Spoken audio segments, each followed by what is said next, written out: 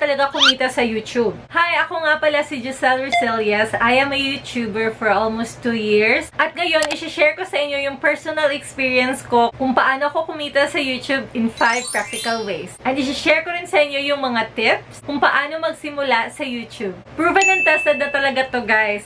So if you're interested, just keep on watching. So ngayon, excited ako i-share sa inyo kung saan ako kumukuha ng income sa YouTube. Actually, marami talagang paraan para kumita sa YouTube. So yung isi-share ko sa inyo, ito yung pinaka-effective na paraan. Nakakatuwa, guys, kasi marami na ngayon mga Pinoy na nagvo-vlog. Even mga celebrities, nagvo-vlog na rin sila. Kasi ang YouTube is one of the world's biggest website. And according sa report, 40% ng mga YouTubers dito sa Philippines ay nagkakasahod na ng 6 figures every month. That means nagkakasahod na sila ng 100,000 pesos pataas. Pero paano yung mga small YouTubers like us? Huwag kang mag-alala dahil kahit small channel ka pa lang, marami pa rin paraan para magka-earn ka dito sa YouTube. At ang maganda sa YouTube, pwede kang mag-sign in for free. Wala siyang registration, wala kang babayaran. Anytime pwede kang mag-start ng sarili mong YouTube channel. That means ang YouTube is a real job na talaga. Yung iba nagpa-part-time, yung iba nagpo-full-time na talaga sa YouTube. Katulad ko, nagpo-full-time na po ako ngayon sa YouTube. Every week na po ako nag-upload. Yung iba nga, halos every day. Pero ako po, every week lang. So, let's start with the first way para kumita sa YouTube. Walang iba kundi ang YouTube ads. Ito yung pinaka-main source of income ng mga YouTubers, guys. Lahat ng mga YouTubers may ganito na. So, ito yung makikita yung advertisement before mag-start yung video or sa gitna and sa dulo. Dito sa Philippines, guys, pag may 1,000 views ka, may $1 ka na nun. Yan ang tinatawag nating CPM. Pero pag may viewers ka sa ibang bansa, guys, like US, yung katumbas niya ay $2 to $3 per 1,000 views.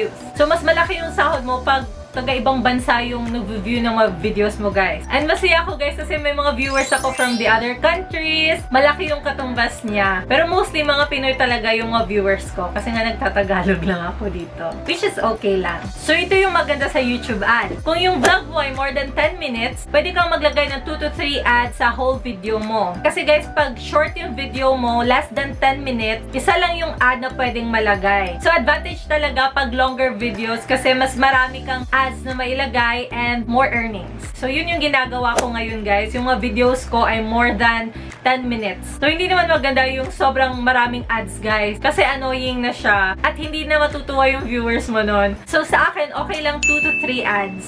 Kasi yung iba nga, every 2 minutes or 1 minute may ads. Di ba nakakainis kasi nakakabitin siya. So, sa akin, yung advice ko sa inyo, 2 to 3 ads lang. So, sa ad revenue, yung cut-off niya ay every end of the month. At yung payday ni YouTube ay every 21st of the month. So, yung ginagawa ni Google, nag-i-email sila sa amin na pwede na ma-claim yung sahod namin. Usually, the day after ko na makukuha yung sweldo. So, minsan, gabi na sila mag-message, ganun. In my case, nakukuha ko ng sahod ko sa Western Union. Yung iba, through bank account. Pero para sa akin, Western Union yung madali kasi one valid ID lang yung hinahanap nila. So, kayo, huwag kayong mag-alala kung small channel ka pala. Katulad ko, guys, nagkaroon ako ng 1 million views sa aking isang video. Kahit 52,000 lang yung subscribers ko. And naalala ko pa before, guys, kahit 5,000 subscribers pa lang ako, may mga videos na akong umaabot ng 100,000 views, 200,000 views, and I'm so happy na nun, guys. Kasi yung ginagawa ko, nag-upload ako ng mga trending videos at mga most searched videos at ginagawan ko sila ng sarili kong twist. So, ginagawan ko sila ng personal touch ko.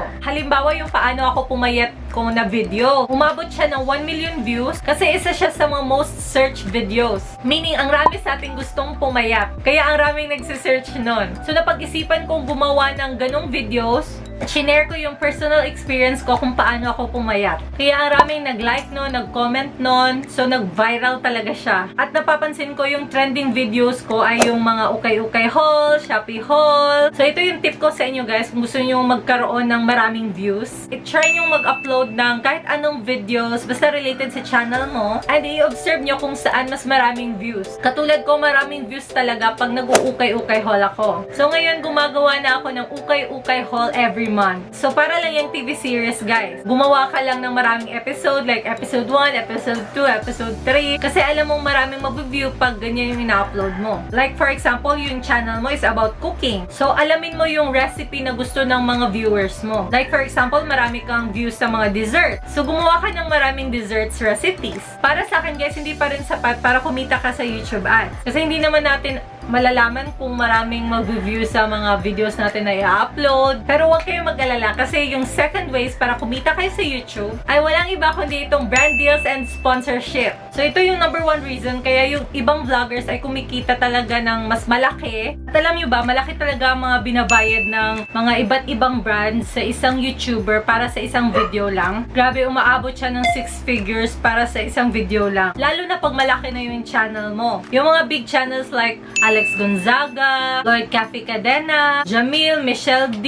Yun, malalaking channel na sila, guys. So, malalaki na rin na brand deals yung natatanggap nila. So, sa ating maliliit pa na channel, huwag kayong mawala ng pag-asa. Kasi ako ngayon na may 50,000 subscribers na, may natatanggap pa rin akong sponsorship every month. At alam nyo ba, yung first ever sponsorship ko, 2,000 pa lang yung subscribers ko noon. So, hindi ko talaga in-expect yun, guys. Kasi ang liit pa talaga ng channel ko noon. At nag-email na lang bigla si Teddy Blake sa akin at pinadalhan nila ako ng designer bag for free. So, ang saya-saya ko nun, guys, kasi ang mamahal kaya ng mga bags nila. And pinadalhan nila ako ng for free kahit maliit pa lang yung subscribers ko nun. So, huwag kayong mawala ng pag-asa even maliit pa lang yung subscribers nyo. Yung number 1 tip ko, guys, before kayo magsa-start ng channel or kung baguhan ka pa lang sa YouTube, humanap ka ng sarili mong niche. Meaning, humanap ka ng sarili mong topic or ano about ang channel mo. For example, sa akin, yung channel ko is about beauty, lifestyle, fashion. So, kahit maliit pa lang yung channel ko, alam ng mga brands na yung mga viewers ko sa channel ko ay mahilig sa fashion, sa beauty. Kaya yung mga brands na related sa fashion ay nagpapadala sa akin. So, marami ko nang nare-receive ng mga product from different brands. Like Zaful, Rosegal, Teddy Blake, at marami pang iba.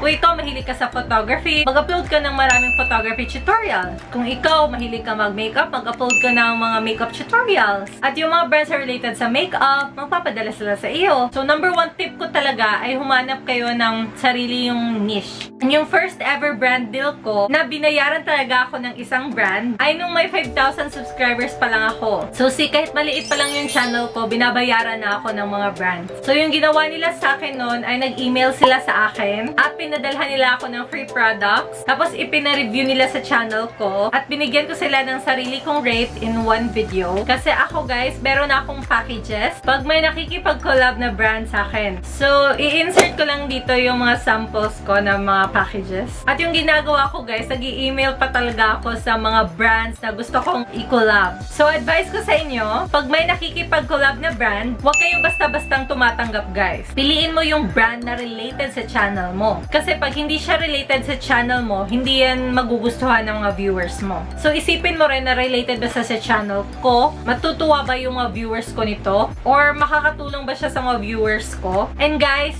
know your worth. Huwag kang mahiya na ibigay yung rate mo sa isang video. Kasi may ibang brands na gusto kang paggawa ng video pero hindi nagbabayad sa'yo. So always know your worth kasi hindi naman madali na gumawa ng video. At pinaghirapan mo rin palakihin yung channel mo, guys. Especially pag malaki na yung channel mo, huwag kang mahiya na magbigay ng rate. And my other tip, guys, dapat professional yung mga vlogs mo. Kasi humahanap yung mga brands na yung professional vlogs. So, when I say professional vlogs, meaning clear yung video mo. Hindi necessary na DSLR talaga yung camera mo. Okay lang cellphone, guys. As long as maganda yung lighting, maganda ka magsalita. In short, naiintindahan ka talaga ng mga viewers mo. Yan yung hinahanap ng isang brand. So, ngayon nagpapasalamat ako kasi may natatanggap na ako every month ng mga iba't ibang offer, mga brand collaboration, at meron na rin akong natatanggap ng mga free products. So, maraming salamat sa inyo, guys, kasi kung wala kayo, wala din namang makikipag-collab sa akin. Let's move on to the third way kung paano kumita sa YouTube. So, So, ito yung pinaka-favorite ko. At ito yung best source of income ko. Walang iba kundi ang merch or selling products. So, common to sa lahat ng may business like me. Kung matagal na kayo sa channel ko, alam nyo na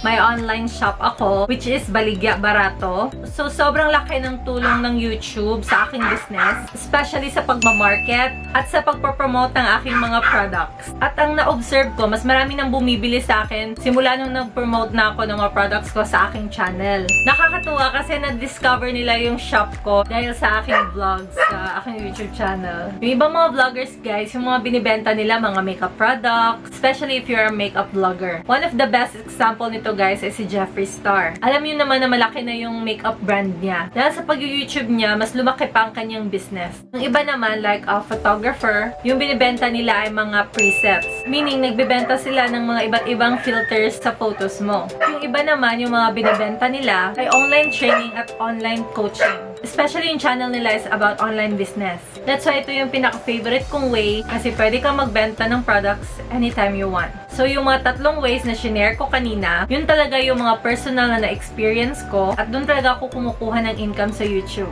At itong isi-share ko sa inyo ngayon ko pa lang talaga na-discover at pwede ka palang kumita sa ganitong paraan. Ito yung tinatawag na affiliate marketing. Actually, marami ng mga vloggers na gumagamit nito. Kasi ang laki talaga ng kita nito, lalo na kung alam mo yung strategy. So, ganito nagwo-work ang affiliate marketing. So, first, magsa-sign up ka lang sa mga affiliates program. Dito sa Philippines, ang pinakasikat dito ay Lazada at Shopee. So, ang gagawin mo lang, bumili ka ng product doon. Like ito, for example, bumili ka ng cellphone sa Lazada. Tapos, ipopromote mo to sa iyong YouTube channel. At yung gagawin mo, kukuha ka ng link sa Lazada kung saan mo binili ito at ilagay mo yung link sa description box ng video mo. And every time na may mag-click sa link na yon, ay may kita ka na agad. At ito pa yung maganda guys, pag may bumili sa cellphone na yon, meron kang at least 10% commission. So, para ka ng reseller sa Lazada. All you have to do is i-promote mo yung product sa channel mo at kikita ka na agad pag may bumili sa product na yon. Kasi guys, pag member ka na sa affiliate program nila, meron ka ng sarili mong account.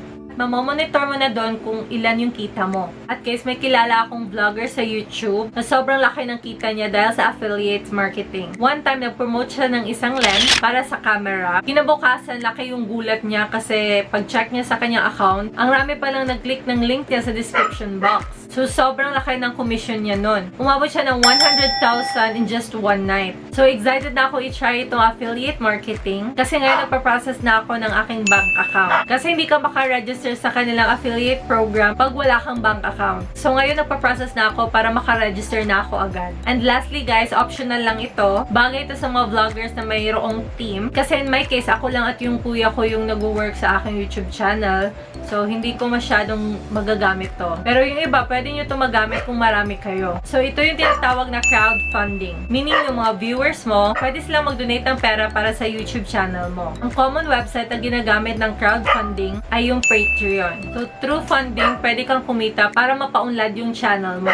So, that's it for today's video, guys. Hope nakatulong to sa inyo. At huwag kayong mawalan ng pag-asa kahit maliit pa lang yung channel mo. Kasi dyan din ako nagsimula. Magtiwala ka lang sa sarili mo at patuloy mo lang yung ginagawa mo. One day, maaabot mo rin yung goal mo. So, if you find this helpful, you can tag it or share it with your friends na may balak mag-vlog. And don't forget to give this video a big thumbs up kung nagustuhan nyo and subscribe kung di ka pa nakaka-subscribe. Just click the red button down below and the notification bell beside para updated kayo sa mga bagong i-upload kong videos. Maraming salamat sa panonood. See you next week. Always remember that you are special, so always wear that smile on your face.